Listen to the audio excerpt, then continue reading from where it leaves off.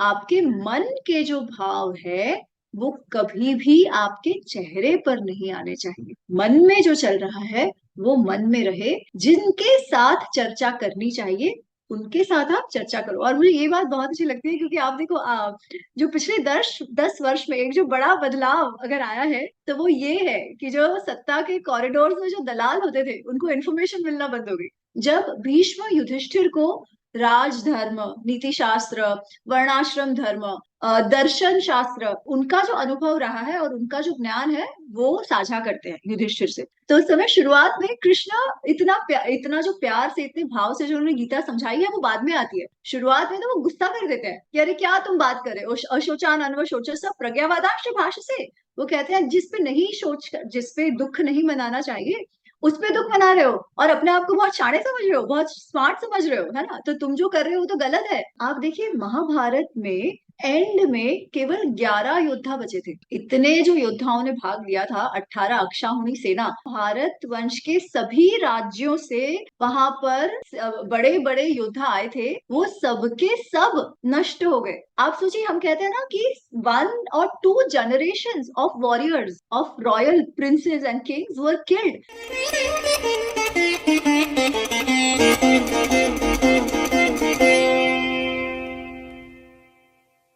नमस्ते। संगम टॉक्स की तरफ से मैं रुचि श्रीमाली आप सभी का आज की वार्ता में स्वागत करती हूँ। आज हमारी वक्ता हैं अमी गनात्रा जी। आप प्रबंध संस्थान अहमदाबाद IIMA की पूर्व छात्रा हैं। मैनेजमेंट प्रोफेशनल होने के साथ रामायण अनरेवल्ड और महाभारत अनरेवल्ड भाग 1 आपने 2 पुस्तकें लिखी हैं। इसके साथ आप एक योग अभ्यासी, प्रमाणित योग प्रशिक्षिका और संस्कृत के अध्येता भी हैं। इन दोनों पुस्तकों के साथ अभी हाल ही में आपकी एक और पुस्तक आई है, महाभारत अनरेवल्ड भाग 2। आप पुनः एक बार फिर आई हैं, उसके लिए अमी जी आपका बहुत बहुत स्वागत है संगम टॉक्स पर। आज की हमारी ये जो वार्ता है आपकी इस नई पुस्तक के बारे में ही है। तो महाभारत का जो पहला खंड था उसमें थोड़ा इतिहास के बारे में आपने लिखा है, आपने इस पुस्तक में लिखा है, और जो आपकी जो ये दूसरी पुस्तक आई है भाग 2, इसमें नैतिकता, व्यक्तिगत और सामाजिक संपर्क, प्रशासन, न्याय शास्त्र, इन विषयों पर लिखा है। तो आज क्योंकि अमी जी हमारे साथ हैं तो आइए इस पुस्तक के बारे में थोड़ा सा हम विस्तार में जानेंगे। तो अमी जी आप हमें सबसे पहले ये बताएं कि जो भाग 1 आया था और ये जो भाग 2 आया है, तो इन दोनों पुस्तकों में अंतर क्या है, मतलब क्या फर्क है दोनों पुस्तकों में? रुचि जी, आप महाभारत अगर देखते हैं तो महाभारत एक बहुत ही व्यापक ग्रंथ है। उसको हम धर्मशास्त्र शास्त्र भी कहते हैं। मतलब वेदव्यास जी जब आदि पर्व में बताते हैं, रादर वैशंपायन जी जब बताते हैं कि महाभारत क्या है, तो वो कहते हैं कि धर्मशास्त्रम इदम पुण्यम अर्थशास्त्रम इदम परम। ये जो है ये धर्मशास्त्र है, ये अर्थशास्त्र है, ये काम शास्त्र है, ये सभी कुछ इसमें आता है। तो इसे धर्मशास्त्र क्यों कहा गया है, ये प्रश्न, सबसे पहला तो ये प्रश्न है कि धर्मशास्त्र शास्त्र क्यों कहा गया है। एक तो बात है कि हम इसे इतिहास कहते हैं। इतिहास हमारे पूर्वजों का इतिहास। इतिहास क्यों कहा जाता है, क्योंकि एक तो जो पहले हुआ है, जो घटनाएं घटित हुई है उस विषय में हमें बताया गया है। और इतिहास का उद्देश्य होता है, जो मैं हमेशा कहती हूँ, कि हमको इतिहास से सीख मिले। इतिहास हमारे पूर्वजों के जीवन की केस स्टडीज है, जिनके जीवन से हमें भी हमारे जीवन में उनके साथ उन्होंने क्या किया तो उसका क्या फल हुआ, किस कर्म का क्या फल हुआ, वो देखते देखते हम हमारे जीवन को सुधारने का प्रयत्न कर सके। ये एक भाग इतिहास एज ए केस स्टडी है। परंतु महाभारत में इतिहास, ये जो घटनाएं घटित हुई हैं उसके साथ साथ ही बहुत सारे ऐसे संभाषण आते हैं, कॉन्वर्सेशन आते हैं, जिनके द्वारा बहुत ही गहन ज्ञान मिलता है हमें। इनफैक्ट तो पहली पुस्तक का जो मेरा उद्देश्य था वो था कि महाभारत को लोग, जैसे वेदव्यास जी ने कहा है, जो मेन स्टोरी है, मेन कथा है, इतिहास है, वो लोग जाने। जो भी भ्रांतियां व्यक्तित्व को लेकर है, कथा को लेकर है, समझ को लेकर है, वो दूर हो। ये पहली पुस्तक का प्रयत्न था। दूसरे वाले में मेरा ये प्रयत्न रहा है कि जो इतना जो गहराई वाला ज्ञान इन संभाषणों में है वो लोगों तक पहुंचे, क्योंकि ये जो ज्ञान है ये महाभारत को धर्मशास्त्र बनाता है। इसका अगर अगर आप देखें तो महाभारत का जो सबसे बड़ा पर्व है, महाभारत में 18 पर्व है, सबसे बड़ा पर्व है वो है शांति पर्व। और शांति पर्व पूरे का पूरा एक संभाषण के रूप में है। संभाषण किन के बीच? भीष्म जी और युधिष्ठिर के बीच। और जब युद्ध हो चुका है उसके पश्चात ये संभाषण होता है, जब भीष्म युधिष्ठिर को राजधर्म, नीति शास्त्र, वर्णाश्रम धर्म, दर्शन शास्त्र, इन सभी पर बहुत ही उनका जो अनुभव रहा है और उनका जो ज्ञान है वो साझा करते हैं युधिष्ठिर से। अब ये इतना व्यापक है कि अगर हम आज की दृष्टि से भी देखें तो आज भी वो प्रासंगिक है, क्योंकि वो राजधर्म की बात करते हैं। अफकोर्स कुछ कुछ बातें हैं जो कदाचित आज लागू नहीं होती, जैसे वर्णाश्रम धर्म वगैरह है, पर जो राजधर्म की बात वो करते हैं वो आज भी उतनी ही व्यापक है। आज भी वो राजधर्म में मुझे बात करते हैं तब वो टैक्सेशन की बात करते हैं, वो जस्टिस सिस्टम की बात करते हैं, दंड दंड नीति की बात करते हैं, है ना। तो ऐसी बहुत सारी बातें हैं जो मुझे लगा कि लोगों तक पहुंचना अत्यंत आवश्यक है। दूसरा कारण ये भी है कि आज हम डीकोलोनियलिटी, डीकोलोनाइजेशन की हम बात करते हैं। तो डीकोलोनियलिटी मतलब क्या? कि हम अपने इतिहास को, हम अपने आप को, हमारी आइडेंटिटी को दूसरों के नजरिए से देखते हैं, जो हमारे पर जो जिन्होंने शासन किया इनके इतने वर्ष। पहले तो मुगल थे, उसके बाद जो अंग्रेज आए, हम अपने आप को भी उनकी दृष्टि से देखने लगे, हम हमारे समाज को भी उनकी दृष्टि से देखने लगे। हमारे मूल्य छोड़कर हम उनके मूल्यों से हमारा मापदंड तैयार करने लगे। तो आज हम कहते हैं कि उससे निकले हम और हमारे अपने आप को अपने तौर पे जाने, हमारा मूल्य क्या था, हमारी नीति क्या थी, उस नजरिए से जाने। तो डीकोलोनियलिटी में हम ये तो कहते हैं कि वो नजरिया हटा दो, जो वेस्टर्न लेंस है उसे हटा दो, पर हमारा लेंस क्या, ये भी तो हम नहीं जानते ना, क्योंकि हमने कभी पढ़ा ही नहीं है, इस विषय में कभी चर्चा ही नहीं हुई है। तो वो कहाँ से आएगा लेंस? वो इन्हीं से आएगा, इन्हीं पुस्तकों से आएगा, जिसमें इस इन टॉपिक्स को, इन विषयों को इतने व्यापक तौर पे बताया गया है। तो अगर हम शांति पर्व की बात करें जिसमें वो राजधर्म की बात करते हैं, उसी के जैसा, उसी प्रकार की सीख हमें अर्थशास्त्र से भी मिलती है कहीं ना कहीं। तो वो एक कंटिन्यूटी भी है, वो एक जो कहते हैं ना कि वो कॉमन थ्रेड ऑफ कैसे गवर्नेंस होना चाहिए, वो हमारे और पुस्तकों में भी है।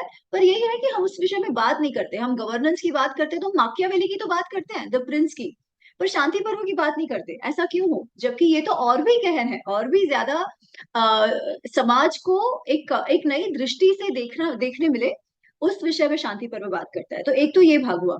दूसरा जो भाग मैंने कवर किया इसमें वो है विदुर नीति। मतलब 7-8 है, मैं ये दो जो बड़े बड़े हैं उनकी बात कर रही हूँ। 7-8 चैप्टर्स हैं इसमें, बट जो दो बड़े हैं वो, पहला तो शांति पर्व है, विच मेक्स आधी पुस्तक शांति पर्व पर ही है, इतना है उसमें लिखने जैसा। जो दूसरा भाग, दूसरा जो बड़ा भाग है वो है विदुर नीति। अब विदुर जो है, विदुर ये जो संवाद होता है वो उद्योग पर्व में, जब कौरवों पांडवों के बीच संधि की चर्चा चल रही है, उनका जो वनवास पांडवों का है वो पूर्ण हो चुका है और उसके बाद ये चर्चा चल रही है, तब एक क्षण ऐसा आता है जब धृतराष्ट्र जो है वो अत्यंत डर में आ जाते हैं, क्योंकि उनको पता है कि अब युद्ध होना तो निश्चित है, और अगर युद्ध हुआ तो मेरे पुत्र की हार भी निश्चित, ये उन्हें पता है। प्लस उनको ये भी पता है कि भले पुत्र मोह के कारण वो जो कर रहे हैं वो कर रहे हैं, वो बार बार दुर्योधन का ही साथ दे रहे हैं, पर वो ये जानते तो है ना मन में कि कौन सही है कौन गलत है, ये भी उन्हें पता है, ऐसा नहीं है कि पता नहीं है। तो वो गिल्ड भी है कहीं ना कहीं। उस समय उनका और विदुर के बीच एक संवाद होता है जिसे हम विदुर नीति कहते हैं। वो संवाद इतना सुंदर है, इतना सुंदर है कि पूछे मत। बेसिकली हमारे जीवन में हम अपने आप को और हमारे आजू बाजू में जो लोग हैं उनको कैसे समझे, कैसे, हम कहते हैं ना कि जो विदुर जो है उनको पुरुषों का, उनको मनुष्यों का की समझ बहुत ही अच्छी है, बहुत ही न्यूएंस्ड अंडरस्टैंडिंग है उनको मनुष्यों की गुणों की, उनके अवगुणों की, सब कुछ। और वो सभी ये जो बातें हैं वो धृतराष्ट्र से साझा करते हैं। तो ये भी जो है वो आजकल भी, अगर हम लीडरशिप की बात करें तो लीडरशिप कोचेस जो है, लीडरशिप लेसन, हमेशा हम वेस्टर्न फ्रेमवर्क देखते हैं, but this is what it is. क्योंकि ये जो कोर जो है ना कि मनुष्य को कैसा अच्छा लीडर कैसे बने, आप प्रैक्टिस एक्सटर्नल तो जो भी कुछ है करो, पर जब तक हमारे अंदर जो चेंज नहीं आएगा तब तक बाकी सब हवे हवे की ही बात है ना। इट्स ऑल जस्ट एक्सटर्नल, बहुत ही शैलो हो जाता है। तो विदुर उस एस्पेक्ट को टच करते हैं कि मनुष्य कैसा हो, मनुष्य को कैसा होना चाहिए, और आप अच्छे बुरे की समझ कैसे करो। अच्छे बुरे का विश्लेषण कैसे करो, उस विषय में विदुर और धृतराष्ट्र की जो चर्चा है वो विदुर नीति में। तो ये तो बड़े बड़े हैं। बट साथ साथ एक जो बहुत ही सुंदर प्रसंग आता है महाभारत में, जिस विषय में मुझे लगता है बात होनी ही चाहिए, पर पहली पुस्तक में वो कवर करना संभव नहीं था क्योंकि वो टॉपिक से डायरेक्टली रिलेटेड नहीं था। वो भाग है व्याध गीता का। तो अगेन कैसे होता है ना कि एक तो शांति पर्व है, अनुशासन पर्व है, जिसमें बहुत सारे डायलॉग्स हैं, पर साथ साथ और भी ऐसे जो पर्व है उसमें ये संभाषण आते हैं। जब पांडव वनवास में है, तब मार्क अलग अलग ऋषि उनसे मिलने आते हैं और उनकी चर्चाएं होती है। उसमें से एक ऋषि है मार्कंडेय ऋषि, और मार्कंडेय ऋषि उनको एक व्याध की कथा बताते हैं। वो व्याध जो है वो एक ब्राह्मण को धर्म का ज्ञान देता है। व्याध इज अ हंटर, हंटर या मीट सेलर जो मांस बेचता है, उसकी बात ये है। आज देखिए हम छोटी छोटी बातों को लेकर इतना ये हो जाते हैं कि अरे श्री राम मांस खाते थे नहीं खाते थे, उसी पे अटक के बैठे हैं। और यहाँ पर हमने एक मांस बेचने वाला जो है वो एक ब्राह्मण को ज्ञान देता है धर्म का, और वो इतना सूक्ष्म और इतना समझने लायक है कि पूछे मत। तो ये सब संवाद जो पहले में कवर नहीं हुए थे, वो मैंने इस पुस्तक में लाने का प्रयत्न किया है, जिससे महाभारत का जो जो सार है वो लोगों तक पहुंच पहुंच सके। शांति पर्व का जो प्रारंभ होता है वो इतना सुंदर आपने इसमें पुस्तक में लिखा है।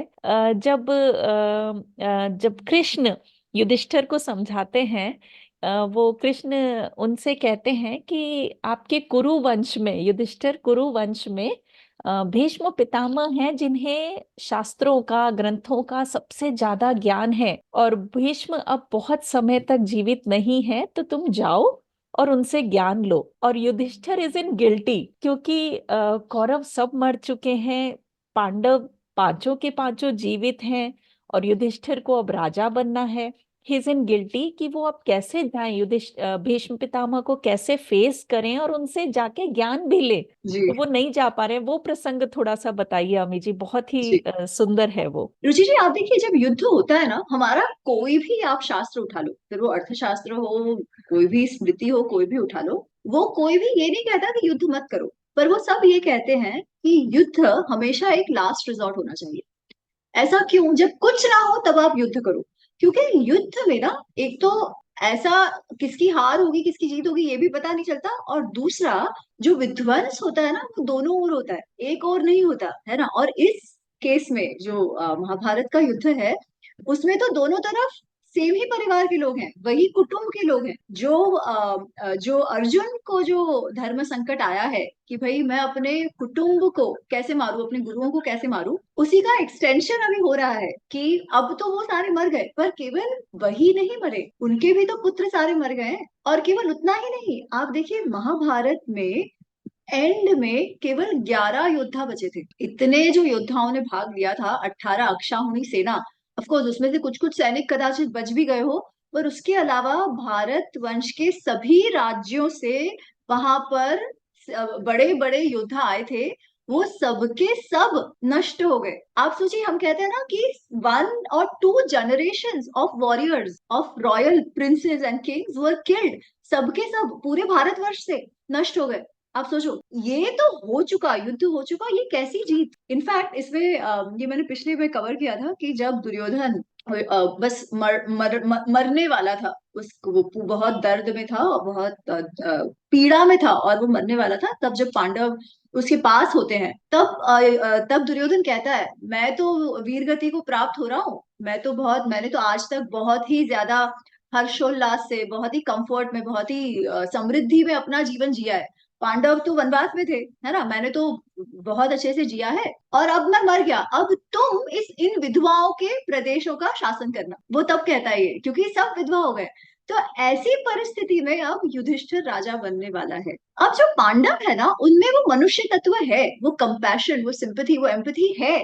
इसीलिए उसे इतना अधिक बुरा लग रहा है कि ये क्या हो गया, हम जीत तो गए, पर इस जीत का क्या मूल्य हम चुका रहे हैं। इसलिए शुरुआत में शांति पर्व का जो शुरुआत है उसमें तो युधिष्ठिर बस यही कह रहे हैं कि मुझसे अब शासन नहीं होगा, मैं यहाँ पर रह ही नहीं सकता, मुझे वन में जाना है, मुझे प्रायश्चित करना है, मैं यहाँ रह ही नहीं सकता। तो सभी के सभी उनके जो चारों भाई हैं, कुंती माँ है, द्रौपदी है, कृष्ण है, वेदव्यास है, कितने सभी आकर उन्हें समझाते हैं कि भाई आप जो कर रहे हो वो सही नहीं है, आपका कर्तव्य है राज अभी राज धर्म निभाना, आपका कर्तव्य है कि आप शासन करो। भाग जाना प्रायश्चित नहीं हो सकता। प्रायश्चित यही होगा कि इस जो भी परिस्थिति है, आपको इतना दुख दर्द हो रहा है, उसमें रहकर आप शासन करो। ऑफ कोर्स कहना आसान है, बट जो वहां पर है, जो इंटेंस गिल्ट उनकी है, वो जब सारी अपनी माताओं को देखते हैं, कौरवों की पत्नियों को देखते हैं, द्रौपदी को देखते हैं, उत्तरा को देखते हैं, आप सोचो कैसे कोई उस गिल्ट को ना का अनुभव कैसे ना कर सके, राइट। तो ये उनके मन में फिर भी है। फिर एक समय कृष्ण जो है वो ऐसे अपनी ध्यानस्थ अवस्था में बैठे हैं, और उनसे उनसे मिलते हैं युधिष्ठिर। तो युधिष्ठिर उनसे पूछते हैं कि आप क्या विचार कर रहे हैं, आप इतने गहन सोच में क्यों हैं। ये सब उसी समय है जब वो अभी भी उनके मन का जो गिल्ट है वो गया नहीं है। और कृष्ण कह रहे हैं कि मैं आज आपके जो पितामह है उनके विषय में सोच रहा हूँ। उनके जितना ज्ञानी, उनके जितना अनुभवी इस धरती पर कोई रहा नहीं है। एक तो वो उन्होंने अलग बृहस्पति से वेद सीखे थे, परशुराम जी से युद्ध कला सीखी थी, तो उन्होंने जो जिनसे सीखा है वो भी सर्वश्रेष्ठ गुरु थे उनके। और साथ साथ उनका स्वयं का अनुभव इतना लंबा, इतने समय का है। तो वो कह रहे हैं कि अब वो जल्दी ही अस्त होने वाले हैं, क्योंकि पितामह जो है वो बाणों की शैया पर सो रहे हैं, पड़े हैं रादर। और उत्तरायण की कब की प्रतीक्षा कर रहे हैं। अभी उत्तरायण गया, राइट, कि जब हम कहते हैं कि सूर्य जो है वो दक्षिण से उत्तर की ओर जाते हैं, तो उत्तरायण की वो प्रतीक्षा कर रहे थे कि वो फिर अपना देह त्याग उस समय करे।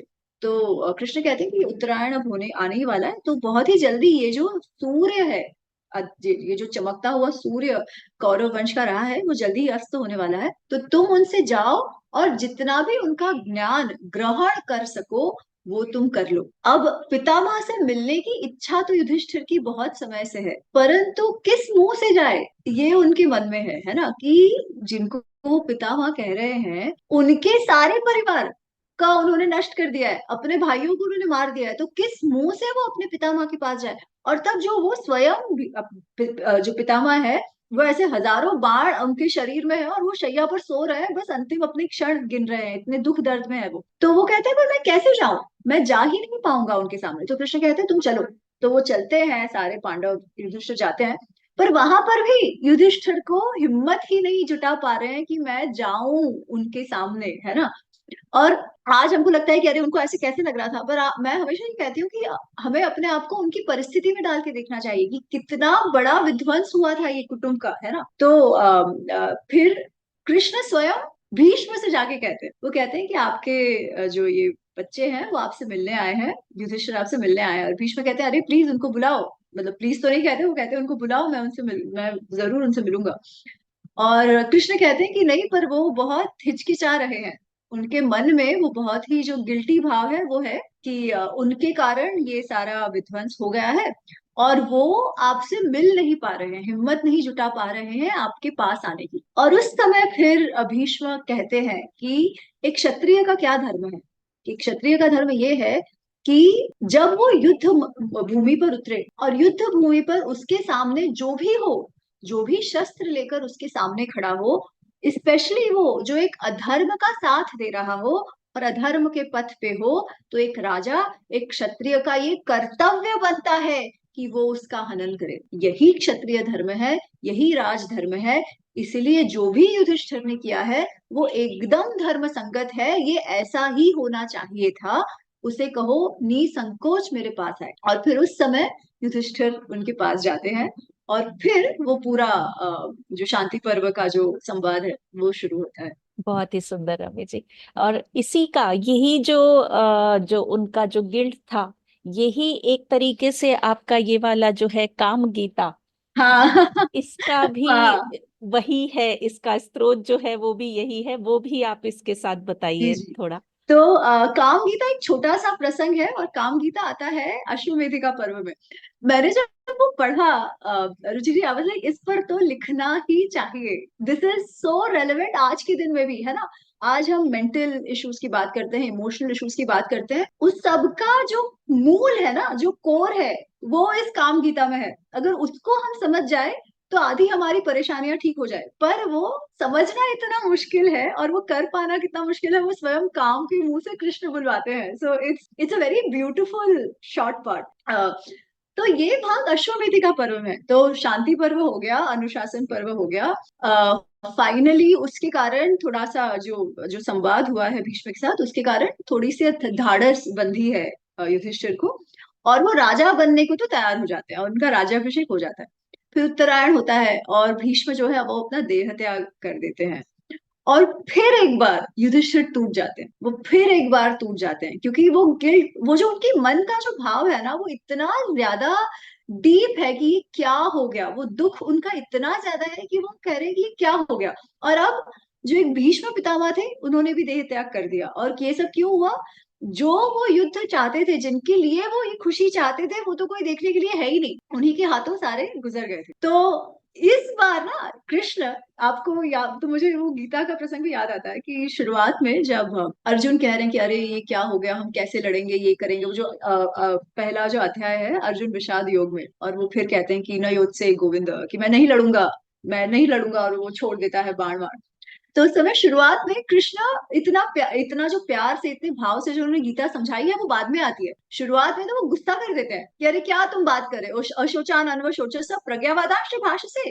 वो कहते हैं जिस पे नहीं सोच, जिस पे दुख नहीं मनाना चाहिए, उस पे दुख मना रहे हो, और अपने आप को बहुत शाणे समझ रहे हो, बहुत स्मार्ट समझ रहे हो, है ना? तो तुम जो कर रहे हो तो गलत है। क्लेब्यम मास मगमा पार्थ, ऐसे नपुंसक मत बनो, जाओ जाके लड़ाई करो, उत्तिष्ठ भारत। तो वो सब वो कहते हैं। फिर जब उन्हें लगता है कि नहीं नहीं, अर्जुन का मन सच्ची में बहुत ही ग्लानि से भरा हुआ है, और जब अर्जुन कहता है कि शिष्यस्ते हम शाधि माम त्वम प्रपन्न, मैं आपका शिष्य हूँ, आपके पास आया हूँ, धर्म सम्मूढ़ चेता, क्या सही है क्या गलत है यही मुझे नहीं समझ आ रहा, आप मुझे समझाइए, मैं आपको सरेंडर करता हूँ। तब जाके फिर वो गीता का ज्ञान आता है। यहाँ पे वो उल्टा है। यहाँ पे ऐसा है कि शुरुआत में तो सब वो समझ रहे हैं उनकी ग्लानि, और सब बहुत उनको समझाने का प्रयत्न कर रहे हैं, ये है वो है। पर जब फिर ये बात आती है भीष्म पितामह के देत्याग के बाद, तो कृष्ण थोड़े से ना, यू कैन सेंस वो टोन से कि थोड़े से उनको गुस्सा आ रहा है और वो ये कहते हैं कि क्या तुम कह रहे हो, तुमको लग रहा है कि ये ग्लानि है और ये बहुत अच्छी बात है। नहीं, ऐसा नहीं है। वो कहते हैं कि लोगों की जो व्याधि है वो दो प्रकार की होती है, मानसिक और कायिक, शारीरिक और मानसिक। और शारीरिक और मानसिक जो व्याधियां हैं वो एक साथ जाती है। आज हम बात करते हैं ना कि physical and mental health they go together. ये बात कृष्ण ने उस समय कही है महाभारत में, कि मेंटल और फिजिकल को आप अलग नहीं कर सकते। एक का दूसरे में दिखता है, और दूसरे का, अगर फिजिकल इश्यूज है तो वो मेंटल दिखते हैं, और जो इमोशनल और मेंटल डिस्टर्बेंसेस करते हैं, और अगर इमोशनल मेंटल इश्यूज हैं तो आपको वो फिजिकली भी दिखते हैं। तो वो कहते हैं कि तुम जो है ना, तुम ये व्याधियों से ग्रस्त हो, तुम्हें लग रहा है कि तुम बहुत बड़ी बड़ी अच्छी अच्छी बातें कर रहे हो, ऐसा है नहीं। तुम ये व्याधियों से ग्रस्त हो। जब तुम युद्ध लड़े थे तब तो तुम्हारे जो शत्रु थे वो तुम्हारे सामने खड़े थे। आज भी तुम्हारा युद्ध खत्म नहीं हुआ है, पर आज जो युद्ध है वो तुम्हारा अपने साथ का युद्ध है। उसे तुम समझो, वो कौन से तुम्हारे शत्रु है उसे तुम समझो, और उस पर तुम अपना वर्चस्व जमाओ, उनके दास मत बन जाओ। मतलब ये वो इस सेंस में कर रहे हैं। इससे ज्यादा मैं नहीं कहना चाहती, क्योंकि मुझे लगता है कि लोगों को ये प्रसंग पढ़ना चाहिए एक प्रश्न ये आता है मन में, जैसे विदुर नीति जब आपने लिखा और बुद्धिर नीति जब पढ़ना शुरू करते हैं, तो ऐसा लगता है कि तीनों भाइयों में जी। शारीरिक रूप से और जो ज्ञान के रूप में देखा जाए तो तीनों भाइयों में विदुर सबसे ज्यादा सक्षम थे। तो क्या ऐसे में विदुर को राजा नहीं बनना चाहिए था? कैसा है ना ऋषि जी, कि एक बात तो हमको समझनी पड़ेगी कि विदुर जो है, उनको भाई का दर्जा दिया अवश्य है, पर क्या वो सही में भाई है, तो थोड़ा सा वहां प्रश्न चिन्ह आ जाता है ना? क्योंकि नियोग जो है वो किनके साथ होता है? जो राजा, जो क्षेत्र है, जो क्षेत्र ऐसे कहते हैं कि जो जहां जब पति ना हो तो जो पत्नी हो, वो पत्नी के साथ जब नियोग करते हैं, तो जिनके द्वारा नियोग किया गया है, इस केस में वेदव्यास जी, उनका नाम नहीं आता है। बच्चों को नाम तो अपने पिता का ही मिलता है ना? तो पिता का नाम मतलब विचित्र वीर्य, जिसके कारण धृतराष्ट्र और पांडु जो है वो कौरव आते हैं। पर वो उनको किनके कारण मिल रहा है? क्योंकि उनकी जो माए हैं वो विचित्र वीर्य की पत्नियां है। विदुर के केस में ऐसा नहीं है। वो जो अंबिका जो रानी है, उनके दासी के पुत्र है ना? परंतु हमें ये देखना चाहिए कि वो दासी पुत्र है, फिर भी क्योंकि वेदव्यास जी को बुलाया गया था और इस प्रकार हुआ, तो उनके साथ भेदभाव करके उनको अलग नहीं कर दिया गया, उनको फिर भी एक भाई का दर्जा तो दिया ही दिया। साथ में प्रधानमंत्री बनाया, है ना। और पांडु थे तब तक तो ठीक है, पर जब धृतराष्ट्र थे, धृतराष्ट्र तो अंध थे, है ना। तो जो रोज का जो कारभार था, राजतंत्र था, वो तो विदुर और भीष्म पितामह के ही हाथों में था। इसलिए क्या वो राजा बन सकते थे? नहीं, क्योंकि वो लिनिएज अलग हो जाती है, और लिनिएज तो मैटर करती ही करती थी उस समय। ऑल सेड एंड डन, ऐसा नहीं था कि किसी को भी उठा के आप राजा बना दो। जब तक परिवार में कोई है, तब तक परिवार में से ही किसी को बनाया जाता था। तो इस प्रकार से मुझे लगता है कि एक तो राजा कदाचित वो नहीं बन पाते, नहीं तो ऐसा है कि विदुर क्यों, और भी तो लोग होते समाज में, है ना, जिनको वो बना सकते थे, जो और भी शायद समझदार हो। तो ये बात नहीं थी कि वो परिवार का ही कोई हो। ये सबसे बड़ी बात थी। दूसरी बात, क्या वो एक योद्धा के रूप में जाने जाते हैं? नहीं, हमने विदुर का कोई भी, एटलीस्ट हमें पता नहीं है, होंगे तो भी महाभारत में ऐसा कोई भी उल्लेख नहीं आता कि विदुर योद्धा भी बहुत अच्छे थे। ये हमें नहीं देखने मिलता। वो अत्यंत ज्ञानी थे, उनको राजधर्म, नीति शास्त्र, सारे ही जो हमारे शास्त्र हैं, वेद उपनिषद, उन सब का गहन ज्ञान है। पर क्या उनको युद्ध कला के वो माहिर है, ये हमें पता नहीं है। इसलिए आप देखिए अंत में भी वो युद्ध नहीं करते। ऑफ कोर्स उसका कारण एक ये भी है कि वो स्वयं उस पर पढ़ना भी नहीं चाहते। पर और भी कोई ऐसा प्रसंग नहीं आता है कि विदुर युद्ध करने गए। इसलिए राजा के लिए युद्ध कला में कुशल होना भी अत्यंत आवश्यक था। इसलिए ये एक बात भी है जो हमें ध्यान में रखनी चाहिए। इस पुस्तक में एक चीज और बहुत अच्छी जो मैंने नोटिस की, पर्सनली मैं बताना चाहूंगी कि बहुत सारे विषय जो आपने कवर किए, जैसे राजधर्म, सप्तांग राष्ट्र, त्रिवर्ग, इंद्रिय निग्रह के बारे में, ये सारी चीजें, टैक्सेशन के बारे में, गवर्नेंस का जो स्ट्रक्चर रहता है, रूल्स ऑफ वॉर, ये सारी चीजें, जो कई चीजें बहुत कठिन लगती थी, जी। वो आम व्यक्ति भी बहुत आसानी से समझ सकता है। तो अमित जी, ये बहुत बहुत कला होती है कि इतने आसान तरीके से किसी को वो बात समझा पाना। तो मैं सभी को कहूंगी कि ये पुस्तक जरूर से पढ़ें, क्योंकि बहुत आसानी से वो चीजें, मतलब मैं समझ पा रही हूँ जब मैं ये पुस्तक पढ़ती हूँ। तो थोड़ा थोड़ा आप इस बारे में समझाएं। एक चीज जो आती है, जैसे पिछले साल, पिछले वर्ष जब 15 अगस्त का उत्सव था, उस समय हमारे प्रधानमंत्री जी ने 5 नागरिक के कर्तव्यों के बारे में कहा था। जी। और आपने भी यहाँ पुस्तक में कर्तव्यों के बारे में कहा है, जिसमें सबसे पहले तो कहा है कि सबसे बड़ा कर्तव्य, भीष्म पितामह ने कहा है कि अच्छा रूलर, अच्छा राजा चुन ले, तो वो सबसे बड़ा कर्तव्य, सबसे बड़ा दायित्व नागरिक ने पूरा कर लिया। तो थोड़ा सा उस विषय पर भी आप बताएं यहाँ पर। एक बात तो है कि जैसे आपने कहा कि युधिष्ठिर पूछते हैं, ये सारे जो आप देखेंगे ना प्रसंग, तो वो सारे भीष्म पितामह युधिष्ठिर के प्रश्नों के उत्तर दे रहे हैं। तो एक प्रश्न युधिष्ठिर ने स्वयं पूछा है कि नागरिकों का क्या दायित्व होता है, नागरिकों का कर्तव्य क्या होता है। और उस समय कहते हैं भीष्म पितामह कि सबसे बड़ा कर्तव्य नागरिकों का यही है कि वो एक अच्छा शासक अपने लिए नियुक्त करे। अच्छा शासक क्यों होना चाहिए? तब वो अराजकता की बात करते हैं। और हमारे में भी देखिए, आज भले ही राजा ना हो, पर हम वोट कहते हैं ना कि वोट तो आपको करना ही चाहिए। सबसे बड़ा ड्यूटी सिटीजन का वही है कि आप वोट करो, तो ही आप अपना कर्तव्य निभा रहे हो। नहीं तो क्या होगा? अराजकता फैल जाएगी, है ना। सबसे पहले तो अराजकता फैलना मतलब क्या? एनार्की जिसे हम कहते हैं। और आपने देखा होगा कि मैंने साथ में वो एक यक्ष प्रश्न का एक बॉक्स उसमें डाला है। बिकॉज यक्ष पूछते हैं युधिष्ठिर से, यक्ष प्रश्न के भाग में जो मैंने अलग से कवर किया है, बट फिर भी यक्ष प्रश्न में वो यक्ष पूछते हैं युधिष्ठिर से कि किम राष्ट्रम अमृतम, कि एक राष्ट्र की मृत्यु कब होती है। और युधिष्ठिर कहते हैं, मृतम राज्य और मृतम राष्ट्रम अराजकम, जिस राष्ट्र में एनार्की फैल गई हो ना, वो राष्ट्र की मृत्यु होती है। अच्छा, एनार्की मतलब क्या?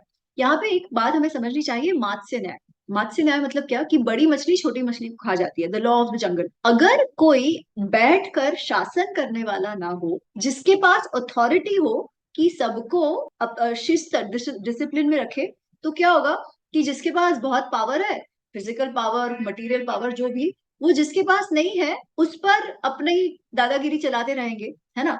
जो बड़ी मछली है वो छोटी मछली को खाई जाएगी। छोटी मछली को जो जो छोटे हैं, जिनके पास ज्यादा रिसोर्सेज नहीं है, जो कमजोर हैं, जो शक्तिहीन है, उनको वो तो जी ही नहीं पाएंगे। इस प्रकार का जो समाज है, वो कैसे आगे बढ़ेगा? ऐसा समाज तो का नष्ट होना तो निश्चित ही, ऐसा समाज तो नष्ट होगा ही होगा। इसलिए सबसे पहला है कि अराजकता ना आए। अराजकता कैसे नहीं आएगी? जब एक शासक हो एक अच्छा शासक हो।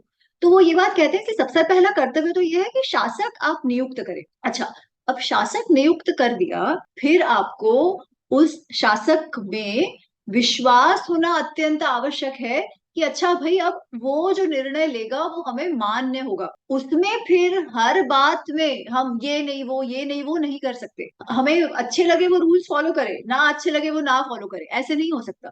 एक बार आपने चूज कर लिए हैं शासक, तो फिर उनको जितना समय दिया है आपने, उतने टाइम पे उनपे विश्वास भी रखा जाए। ये वो दूसरी बात कहते हैं कि then listen to him, follow जो भी वो रूल्स रेगुलेशंस उन्होंने लगाए हैं, वो आपका नागरिकों का कर्तव्य है कि वो उसको निभाने का प्रयत्न करें। फिर वो कहते हैं कि जब राज्य में कोई भी आपदा आती है, कोई भी ऐसी परिस्थिति आती है कि जब राज्य में ना होना चाहिए ऐसी वस्तुएं हो रही है, तो प्रजा का ये भी कर्तव्य है कि वो राजा के साथ दृढ़ होकर खड़े रहे। सपोज पाकिस्तान का अटैक हो गया, है ना, तो ऐसे नहीं कि हम यहाँ पे हमारे बीच लड़ाई कर रहे हैं, तब तो सब एकत्रित हो, तब तो आप अपने सरकार के साथ खड़े रहो। यही उसका उद्देश्य है कि चलो बहुत बड़ी बाढ़ आ गई, तब आप राजनीति मत करो, तब आप एक हो जाओ, तब आप एक होके आपके जो शासक है उनके साथ खड़े रहो, और उसके लिए जो भी करना चाहिए, जो भी प्रयत्न करना चाहिए कि वो परिस्थिति से निकल आए, वो आप प्रयत्न करो। पर वो इसके बाद ना एक बहुत इंटरेस्टिंग बात कहते हैं, जो मुझे बहुत ही ज्यादा मैंने जब पढ़ा तब मैंने कहा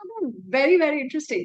वो कहते हैं कि सपोज आपका राजा अच्छा ना हो, ठीक है, क्योंकि उस समय वोटिंग की तो बात नहीं थी ना, अधिकतर अधिकतर तो राज्य होते थे, तो वोट करके आपको राजा अच्छा नहीं निकाल दो, ये तो नहीं हो सकता था। तो वो कहते हैं कि बट सपोज आपका राजा अच्छा ना हो, और कोई जो शत्रु राजा हो वो आक्रमण कर दे, और वो राजा एक्चुअली बहुत अच्छा हो, धर्म संयुक्त हो, है ना। क्योंकि अगर आप देखो तो हमारे जो युद्ध वॉरफेयर नीति वगैरह भी आती है ना, उसमें बताते हैं कि एक जो अच्छा राजा है वो भले फॉर वट एवर रीजन अगर आक्रमण करता भी है, तो वो वहां की जो प्रजा है, जो जनपद है, जो रिसोर्सेज है, उसका नाश नहीं करेगा, उनको वो अपने साथ लेके चलेगा, क्योंकि जनपद के बिना तो क्या राज्य। तो अगर ऐसा राजा है जो ये बात समझता है और प्रजा का अच्छे से ध्यान रखने का भी उसका उसका मतलब उसने वैसी इच्छा जताई है, तो आप अपने राजा के खिलाफ उसका साथ भी दो, क्योंकि ऐसा राजा जो अराजकता फैलाने में और साथ दे रहा है, उसको निकल जाना भी अत्यंत आवश्यक है।